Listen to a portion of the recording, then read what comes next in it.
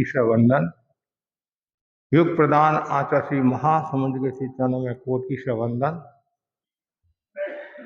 मुनिवृंद, उपस्थित धार्मिक प्रेमी भाई और बहनों, दैनिक प्रवचन के अंतर्गत आज का विषय है मोक्ष मार्ग का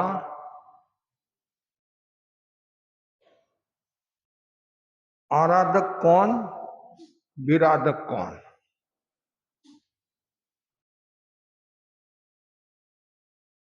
भगवान महावीर ने दो प्रकार का धर्म बताया, श्रुत धर्म, चारित्र धर्म। आचार्य महाप्रज्ञ जी ने संबोधि में लिखा है, श्रुतशील समापन्न सर्वताराधको भवेत्, वाभ्यां विवर्जतो लोके सर्वथा स्याद् विराधक।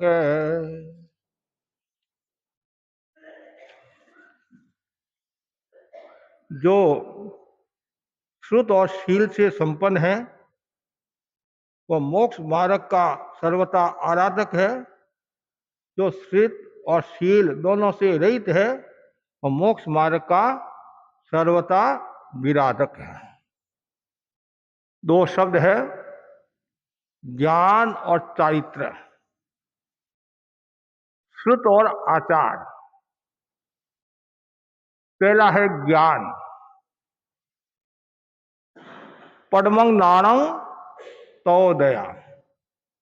पहले ज्ञान फिर दया, आचार। ज्ञान का नाम है श्रुत और ज्ञान का अर्थ है जानना। ज्ञानावन्य कर्म का क्षोषम हुआ, अज्ञान मिटा, ये ज्ञान प्राप्त हो गया। दूसरा है अर्थ, अतीन्द्रिय ज्ञान का विकास, अर्थात केवल ज्ञान। चार जो ज्ञान है, मति ज्ञान, श्रुत ज्ञान, अवधि ज्ञान, मन प्रयोग ज्ञान, ये सूक्ष्म भाव है और केवल ज्ञान कायिक भाव है। ये वास्तविक ज्ञान है और बाकी के जो ज्ञान है वो काम चलाऊ है, यानी काम चलाऊ सरकार है। तो बाकी के जो ज्ञान है वो काम चलाऊ है। ज्ञान का तीसरा अर्थ, अब केवल ज्ञान हो गया, मूल ज्ञान, उसमें कोई संशय नहीं, विपर्य नहीं, शंका नहीं, कुछ भी नहीं। बाकी के तो ज्ञान में मन में आ सकता है, सदमस्तता के कारण आ सकता है, लेकिन केवल ज्ञान में न संशय न विपर्य। और ज्ञान का एक अर्थ बताया है भेद विज्ञान। शरीर अलग है, आत्मा अलग है, ये बहुत जरूरी है। बहुत कम लोग शरीर और आत्मा का भेद जानते हैं। ज्यादातर लोगों की अवधारणा यह है ये पांच भूतों से शरीर बना और नष्ट हो जाता है। न स्वर्ग है, न नरक है, न पुनर्जन्म है, न और कुछ है। लेकिन ज्ञानी जन कहते हैं, केवल ज्ञानी कहते हैं पुनर्जन्म भी है, स्वर्ग भी है, नरक भी है। इसलिए तुम शरीर और आत्मा का भेद, गुरुदेव तुलसी ने कितना सुंदर लिखा, आत्मा भिन्न शरीर भिन्न है, एक नहीं संजोना, है मिट्टी से मिला जुला पर आखिर सोना सोना। आत्मा अलग है, शरीर अलग है। आत्मा का भी महत्व है और शरीर का भी महत्व है। आत्मा का उद्धार करना है, आत्मा का कल्याण करना है तो शरीर के बिना नहीं होगा। कि हो जाएगा शरीर के बिना आत्मा का कल्याण? जितने भी सिद्ध हुए हैं पहले तो उनके शरीर था नहीं, औदाई शरीर था, तेजस शरीर था, कार्बन शरीर था। जब तक ये शरीर है इसका पोषण तो हमें करना पड़ेगा, और जिस दिन हमें लगे कि अब शरीर साथ नहीं दे रहा है और गुणों की वृद्धि नहीं हो रही है, तो सलेकना संथारा करके आत्मा का कल्याण करे, शरीर को ध्वंस करे, ऐसा उत्तरादेश सूत्र में उल्लिखित है। लेकिन शरीर अलग है, आत्मा अलग है, इसका ज्ञान सबको होना चाहिए। ये एक ज्ञान का अर्थ है। ज्ञान का एक अर्थ है राग रहित ज्ञान। बहुत महत्वपूर्ण बात है। जिस ज्ञान में यदि द्वेष है, राग है, तो वह ज्ञान आत्मा के लिए उपयोगी कैसे होगा? वह ज्ञान जिसमें राग देश का अभाव हो, राग देश नहीं हो, वह ज्ञान सर्वश्रेष्ठ है। इसलिए हमेशा ज्ञान की आराधना करो। और ज्ञान है वो मोक्ष का मार्ग कैसे हो सकता है? कुछ लोग कहते हैं ज्ञान मोक्ष का मार्ग है। ज्ञान तो ज्ञानावनीकरण का क्षायक ठोसम भाव है, वह मोक्ष का साधन नहीं हो सकता है। वह हमारा स्वरूप है, वह साधना का अंग नहीं है, मोक्ष मार्ग नहीं है। लेकिन श्रुत ज्ञान है, वह मोक्ष मार्ग है। अर्थात स्वाध्याय, स्वाध्याय के द्वारा जीव मोक्ष को प्राप्त होता है। केवल ज्ञान मोक्ष का साधन नहीं है, वो केवल ज्ञान हो गया। अब मोक्ष जाना है तो स्वाध्याय आदि करेंगे, तब मोक्ष की प्राप्ति होगी। संवत धर्म निर्जरा धर्म मोक्ष के साथ, ये तो क्षोषम खायिक भाव है, बहुत गहरी बात है। तो इसलिए ज्ञान का होना जरूरी है, और जितना ज्यादा ज्ञान होगा उतना ही विकास होगा।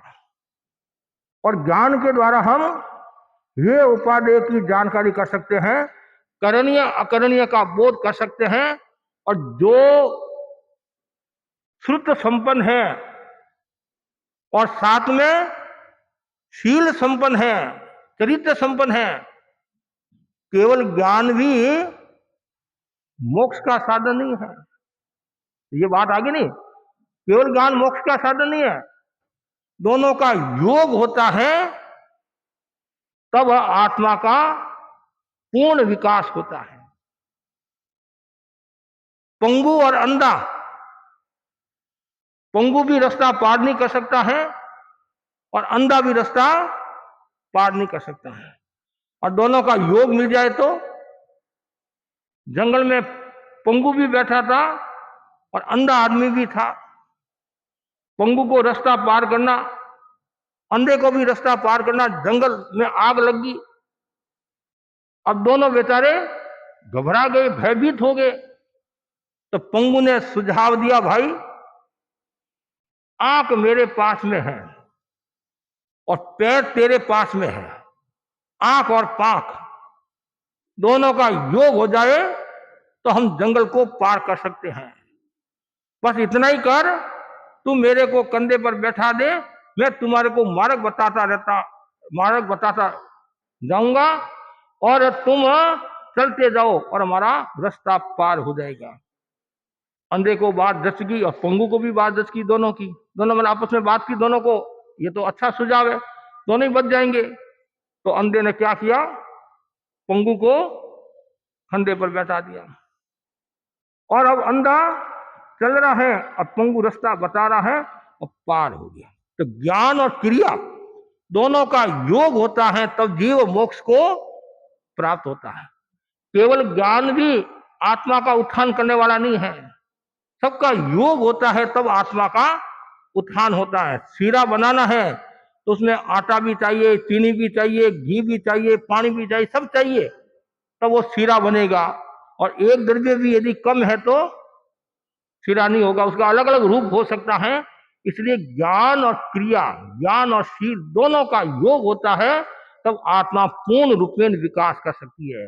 और जो ज्ञान और शील से जो संपन्न आत्मा है वो तो है आराधक, और जो ज्ञान और शील से संपन्न नहीं है वो विराधक है, वो मोक्ष को प्राप्त नहीं होती है। अब ज्ञान क्यों करना, ज्ञान की क्या आवश्यकता है, ज्ञान करने से क्या मिलेगा, हमारे को पढ़ाई करने से क्या मिलेगा।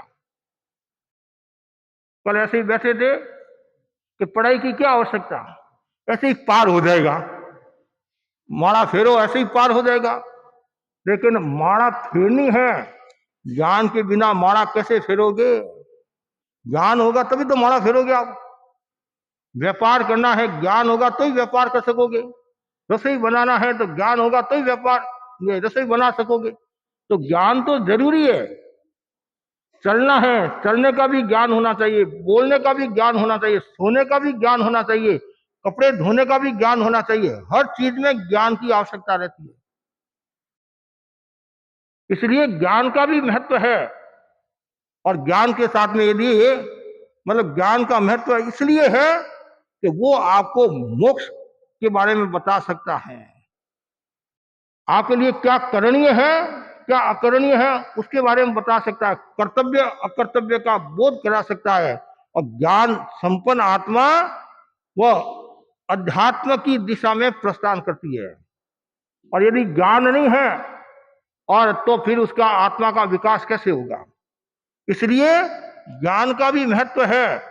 और ज्ञान क्यों करना, ज्ञान वृद्धि के लिए ज्ञान पढ़ना, पढ़ना क्यों, ज्ञान वृद्धि के लिए पढ़ना, दर्शन की वृद्धि के लिए पढ़ना, चारित्र की वृद्धि के लिए पढ़ना, मिथ्यात्व को दूर करने के लिए पढ़ना, धर्म में स्थित होने के लिए पढ़ना, और दूसरों को धर्म में स्थित रखने के लिए पढ़ना, और श्रुत की परंपरा चलती रहे इसलिए पढ़ना चाहिए।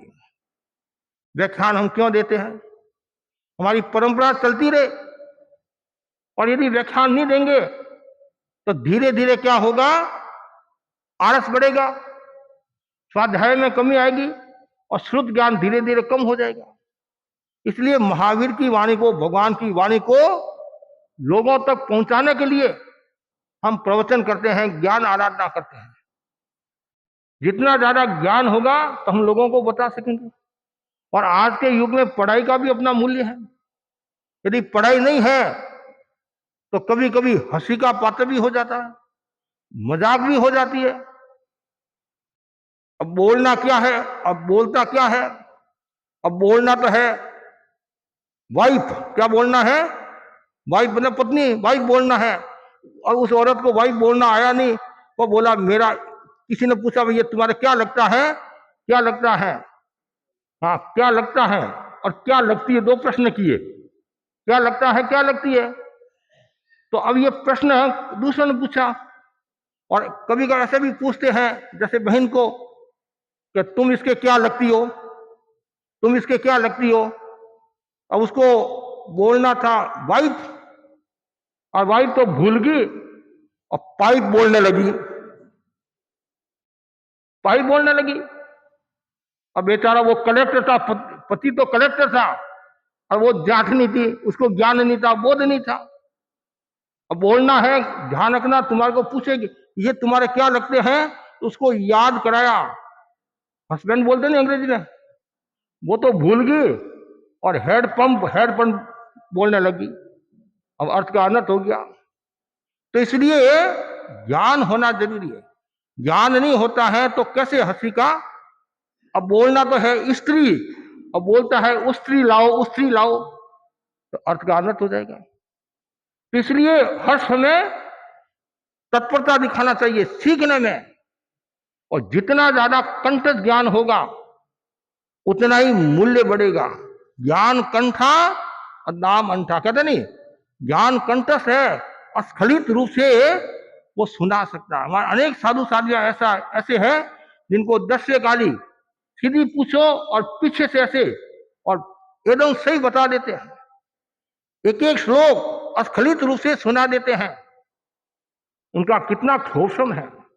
वर्तमान में केवल ज्ञान तो संभव नहीं है, मन प्रयोग ज्ञान भी नहीं है और परम अवधि ज्ञान भी नहीं है, तो कम से कम मति ज्ञान, शुद्ध ज्ञान, ये दो भी यदि निर्मल हो जाए तो भी काफी हद तक हम मंजिल की ओर बढ़ सकते हैं। इसलिए ज्ञान, और ज्ञान के साथ में फिर चरित्र आ जाए तो सोने में सुहागा जैसी कहावत चरितार्थ होती है। आगमों में बताया गया है, ठाणांक सूत्र के 4 ठाणे में, कुछ लोग ज्ञान संपन्न होते हैं और कुछ लोग शील संपन्न होते हैं। कुछ लोग शील संपन्न होते हैं तो कुछ लोग ज्ञान संपन्न नहीं होते हैं। कुछ लोग ज्ञान संपन्न भी होते हैं और शील संपन्न भी होते हैं, और कुछ लोग न ज्ञान संपन्न होते हैं न शील संपन्न होते हैं। जो शील और ज्ञान संपन्न होता है वह उच्च कोटि का महापुरुष गिना जाता है। केवल क्रिया ही क्रिया है, केवल आचार ही आचार है और ज्ञान नहीं है। ये जैसा करा है मैं भी वैसा ही करा हूं, ये तपस्या करी है, ये शरीर को कृष्ण करी है, मैं भी वैसा करूं। अरे वो किस दृष्टि से करी और तू किस दृष्टि से करी है? तुम्हारा शरीर दुबला पतला है, उसका शरीर स्वस्थ है, तुम बीमार है, अस्वस्थ है, आप सोचते हैं कि इसने मांस कमन किया है तो मैं भी मांस कमन करूंगी, तो कभी मुश्किल हो जाता है। और कभी कर भी लिया आपने, क्रिया कर भी ली और ज्ञान नहीं है तो मंदिर कैसे पहुंचोगे? अभवी होते नहीं, अभवी, अभवी क्रिया के द्वारा 21वें देवलोक तक पहुंच जाते हैं।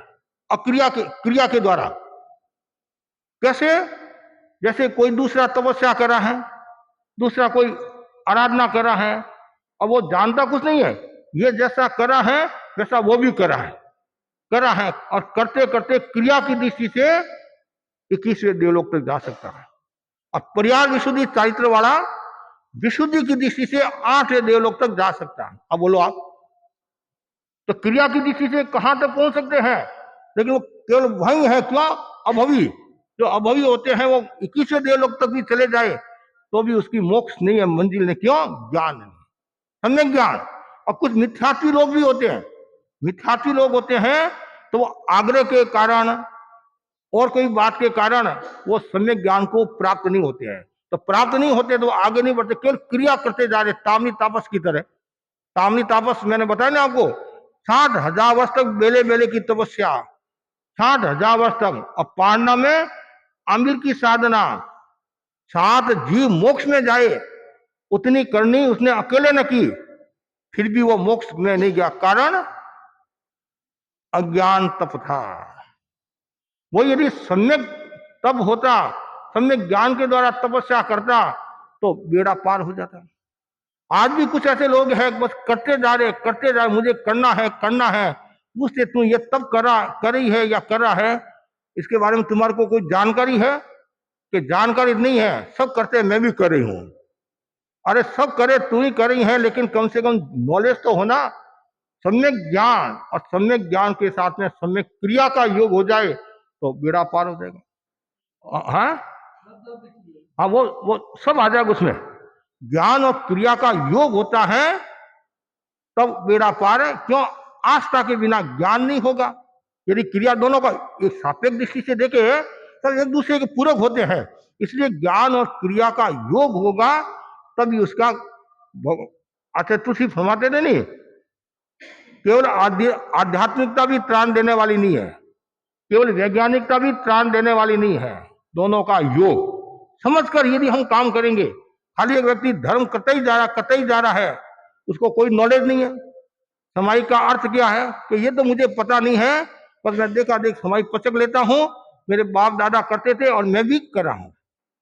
ठीक है, उसने क्रिया की, उसको लाभ मिला, लेकिन वो यदि सम्यक ज्ञान के साथ में तत्व समझ कर और अच्छी तरह से यदि वो समाई करता है तो उसका और ज्यादा लाभ होता है। तपस्या का भी लाभ होगा, प्रवचन का भी लाभ होगा।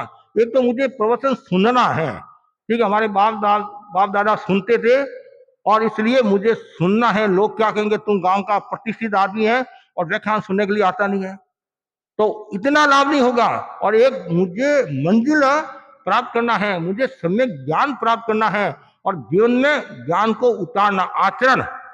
इसलिए मैं व्याख्यान सुनने के लिए जा रहा हूं, मेरे वृत्तियों में बदलाव आए, मेरे संस्कारों में बदलाव आए, मेरी भावना में बदलाव आए और मैं शुद्धता को प्राप्त हूं। इसलिए ये ज्ञान और क्रिया दोनों का योग होता है, तब जीव सर्वथा आराधक मतलब मोक्ष का आराधक होता है। और दोनों का योग नहीं होता है तो वो विराधक निरादक ही होगा। इसलिए ज्ञान और चरित्र दोनों संपन्न होना जरूरी है, और दोनों संपन्न होंगे तो व्यक्ति और आगे बढ़ सकता है, ऊंचाई को प्राप्त हो सकता है।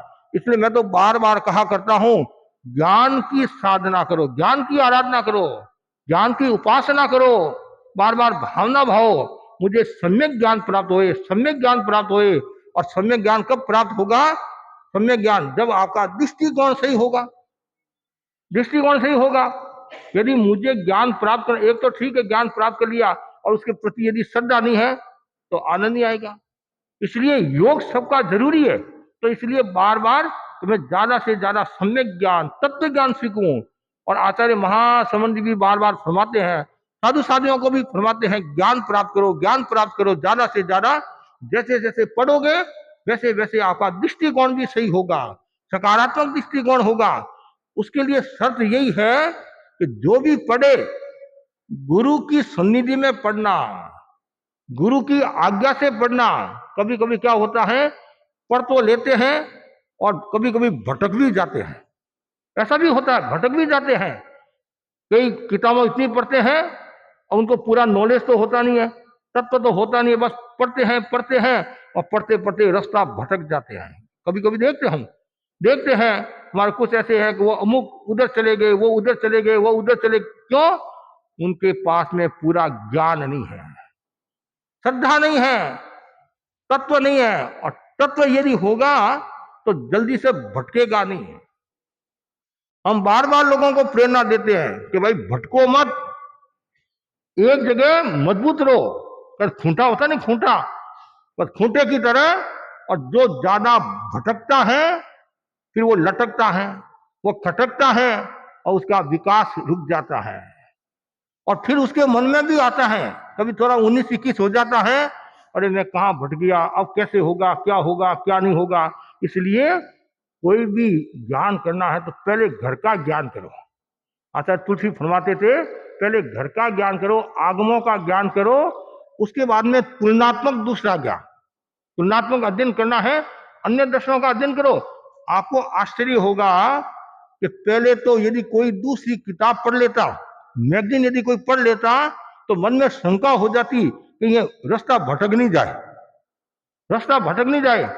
आचार्य महाप्रज्ञ जी मुनि अवस्था में, ये नवनीत ने धर्मयुग आता था पुराने समय में, तो वो ऐसे मैगजीन पढ़ते थे। मंत्री मुनि मंगललाल जी स्वामी के मन में शंका होगी कि कहीं रास्ता भटक नहीं जाए, रास्ता भटक नहीं जाए, दूसरा अध्ययन करेगा तो रास्ता भटक सकता है। ये तो गुरुदेव तुलसी को विश्वास था, गुरुदेव ने कहा भटकने वाला नहीं है।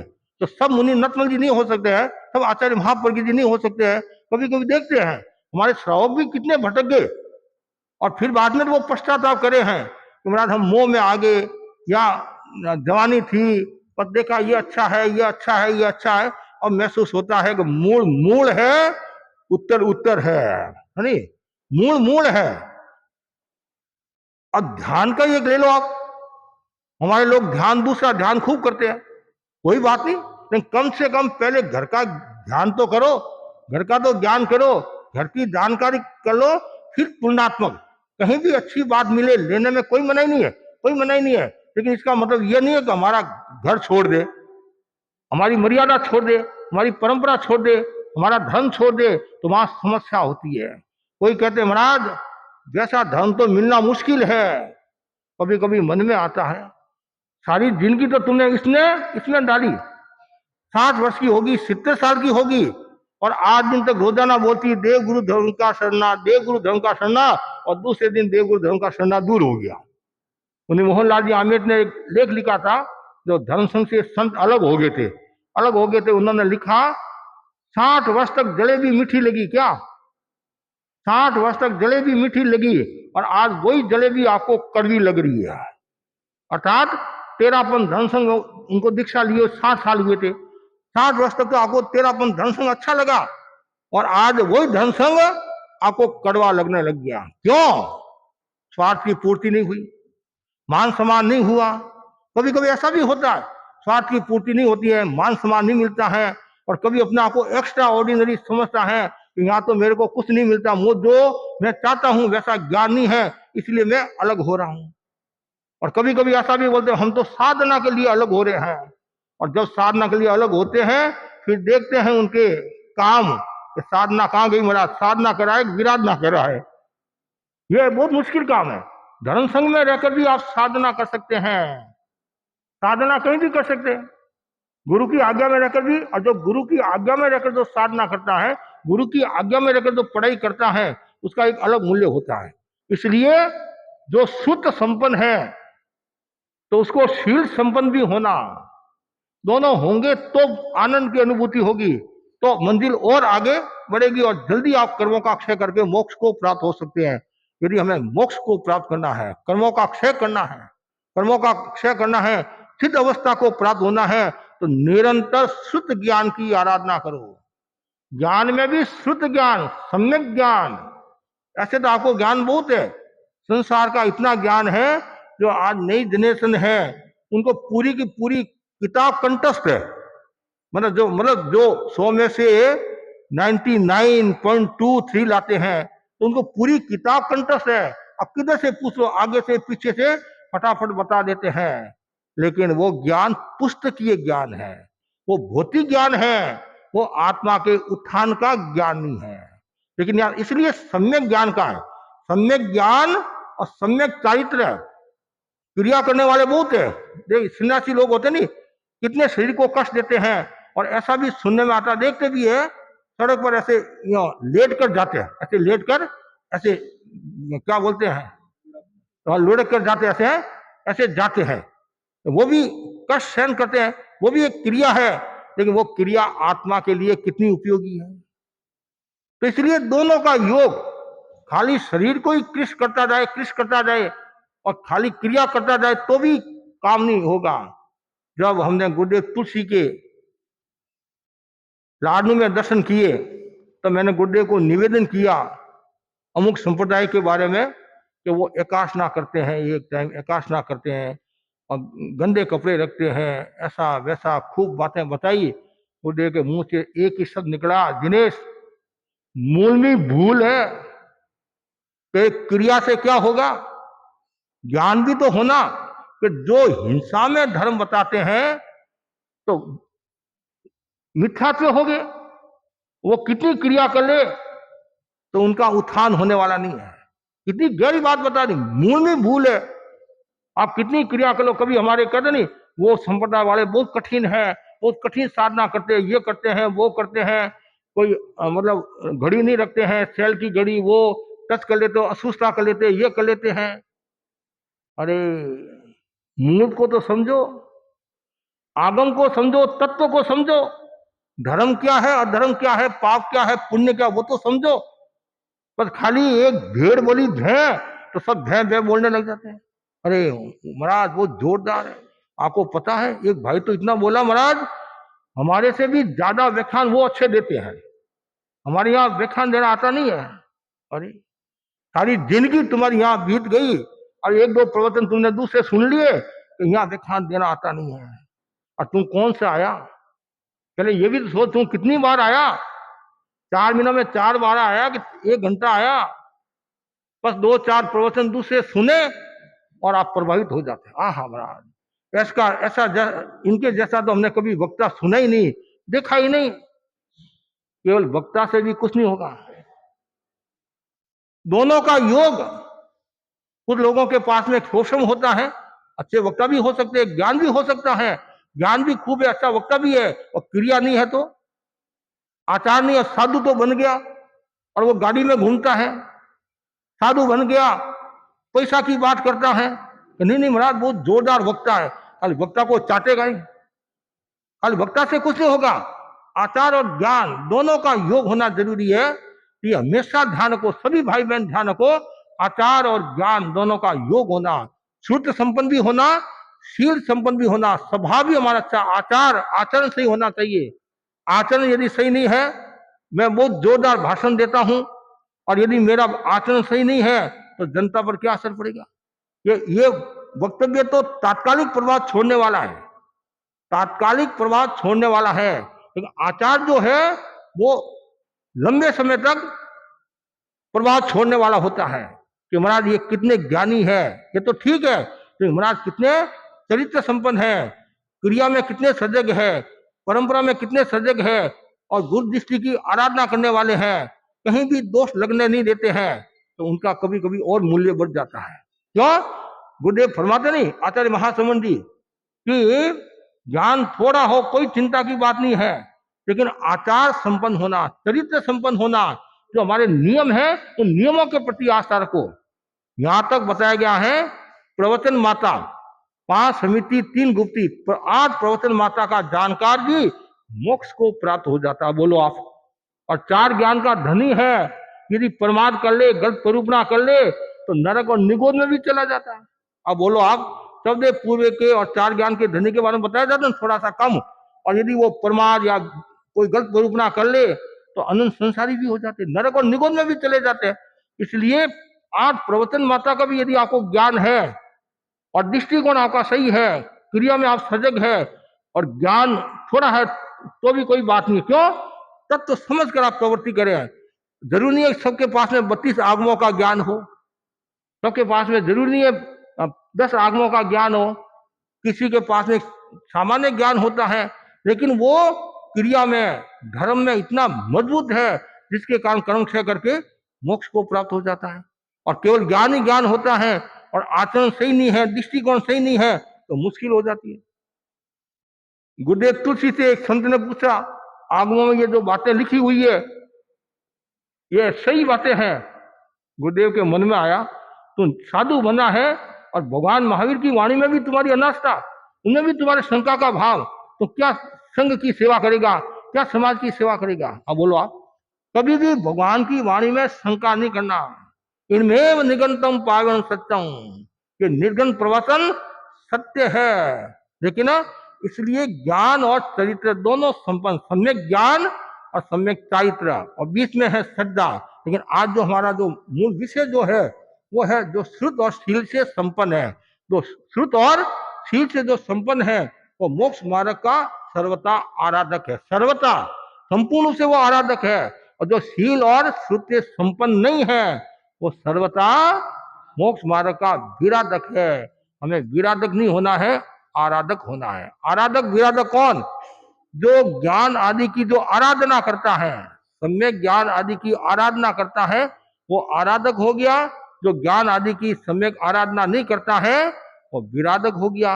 और सरल भाषा में जो व्रत स्वीकार किए हैं और उन व्रतों को निष्ठा के साथ पालन करता है और सही पालन करता है वो आराधक, और जो सही पालन नहीं करता है वो विराधक। जो बार बार दोष का सेवन करता है, बार बार हाथ पैर धोता रहता है, बार बार शरीर का श्रृंगार करता रहता है, बार बार बाह्य प्रवृत्ति में डूबा हुआ रहता है, बाह्य प्रवृत्तियां करता रहता है, तो वो विराधक हो जाएगा।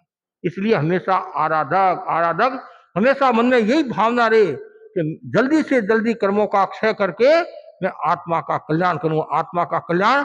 और यदि हमें मोक्ष को प्राप्त होना है, कर्मों का क्षय करना है, तो शुद्ध ज्ञान की आराधना करें। अब देखो 5 ज्ञान नहीं, 5 ज्ञान में एक ज्ञान ऐसा है जो बोलता है, बाकी तो सब मूक है। केवल ज्ञान भी मूक है, मन प्रयोग ज्ञान भी मूक है, अवधि ज्ञान भी मूक है और मति ज्ञान भी मूक है। एक श्रुत ज्ञान, बस आगे नहीं, बात आगे नहीं और आगे नहीं। तो मतलब मोक्ष का साधन, मोक्ष में ले जाने वाला कौन है? श्रुत ज्ञान है, अर्थात स्वाध्याय। और स्वाध्याय के समान न अतीत में तब हुआ है और न भविष्य में तब होगा, ऐसा भी ग्रंथों में आगमों में आता है एक अपेक्षा से। इसलिए ज्यादा से ज्यादा ज्ञान संपन्न बने और श्रुत संपन्न बने और शील संपन्न बने, और हमेशा वो भावना भाए कि मैं हमेशा आराधक रहूं, आराधक रहूं, आराधक। जब तक मोक्ष में नहीं जाऊं तब तक मैं सम्यक क्रिया करता रहूं, सम्यक चरित्र की आराधना, कहीं भी मेरे दोष नहीं लगे, दोष नहीं लगे, हमेशा भावना शुद्ध बनो, शुद्ध बनो। इसी आशा के साथ ओम आरहम।